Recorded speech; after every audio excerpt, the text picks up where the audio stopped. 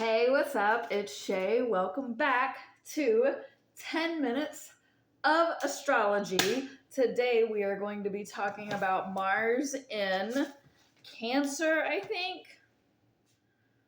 Yes, we are going to be talking about Mars in Cancer. Some housekeeping. I am doing a giveaway at 5,000 subscribers. I have not picked out yet the 4-leaf clover bookmark that I'm going to be giving away. But if you can pass this on to people so that they can also sign up and get their information, that would be fantastic. I also want to make a note now that if I mention dates or degrees, depending on where you live or where you are on that day or around that time, is going to depend on the minutes, the exact degree. If you need specific information, reach out directly. I can do personalized horoscope readings alongside many other types of readings.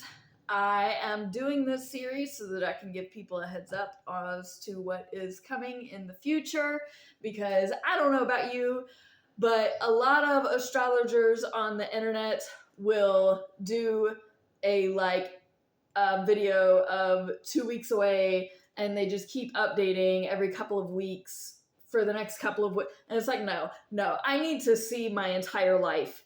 And I am really only doing it out to where I think I am going to be alive for. And then the rest is up to y'all. But I needed to do this because I have a bunch of stuff caught up in here and I need to get it out. There's probably other things that I talk about as I go that I'm forgetting now, so I'm just going to get into it. Mars in Cancer starts around August 11th and is immediately sextiled. Chiron, which is retrograde in Taurus, going to be going back into Aries. That's going to be at 0 degrees. I'm gonna preach it till it stops happening, which is 0 degrees, the worst thing. Sextile is good though, but it's good on a bad note. So, you win some, you lose some. Mars in Cancer, not the thing. It is the least not the thing. So just a heads up, your actions are gonna be emotion-based, patriotic, and it's not. So my notes here says starts with an envelope. This is a very important, big, giant thing. That's going to be not exact degrees. Usually envelopes, yods, stuff like that. I do a very tight orb.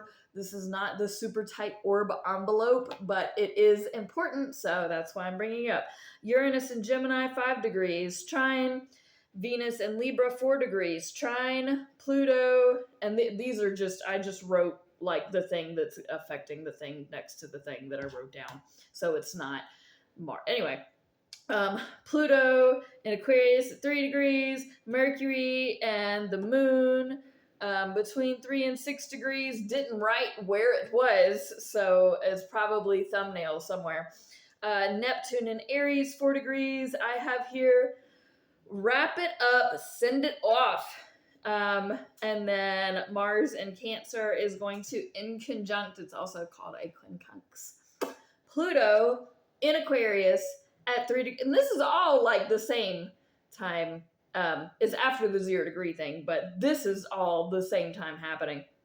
So this says, don't disrupt the process, people. Change with emotional outbursts. So,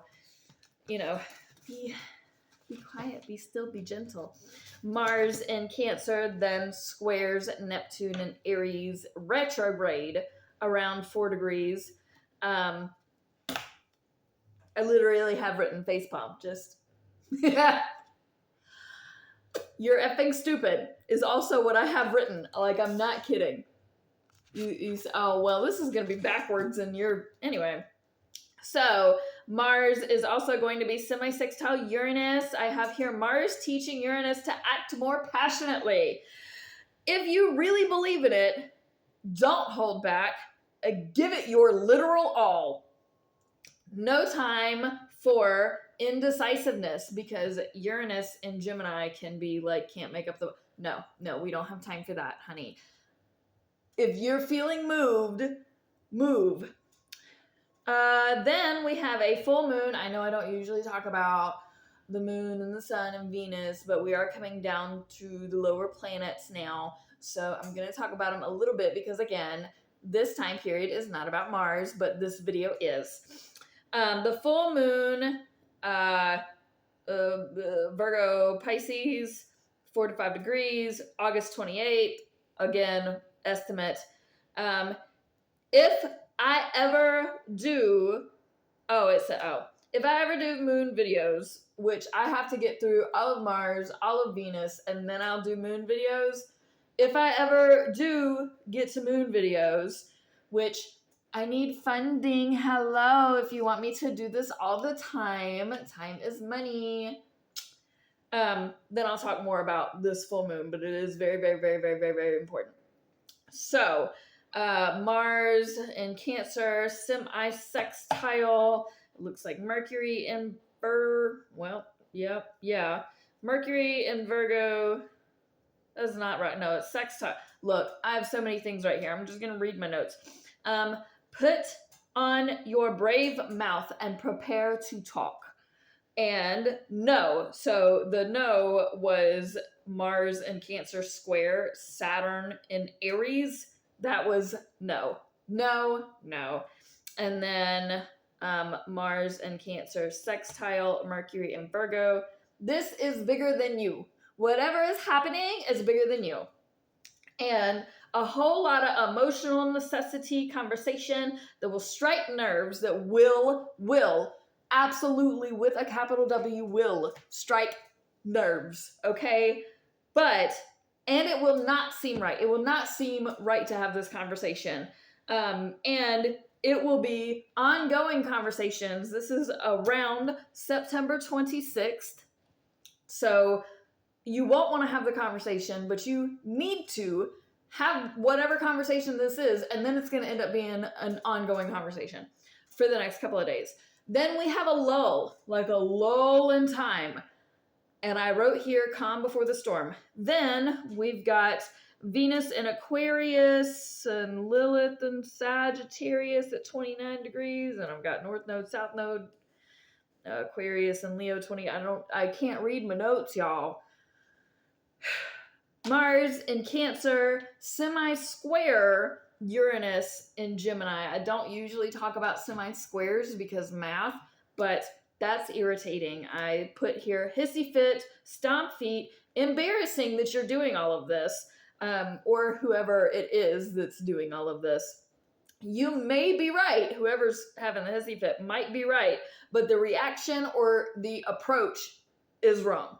So even though you may feel these ways and think these things, however it is that you are the body language communication about it, nope, sorry, you lost. Then the sun at 19 degrees in Virgo. We have a few day fizzle between the 13th and the 16th. Then Mars squares Chiron at 29 degrees. Learn the lesson. Just move on. So no sense in getting angry. It's good to get this out of the way. So whatever conversation you needed, whatever is happening, you needed to learn it, you needed to deal with it, and then move on from it and get it out and just be done.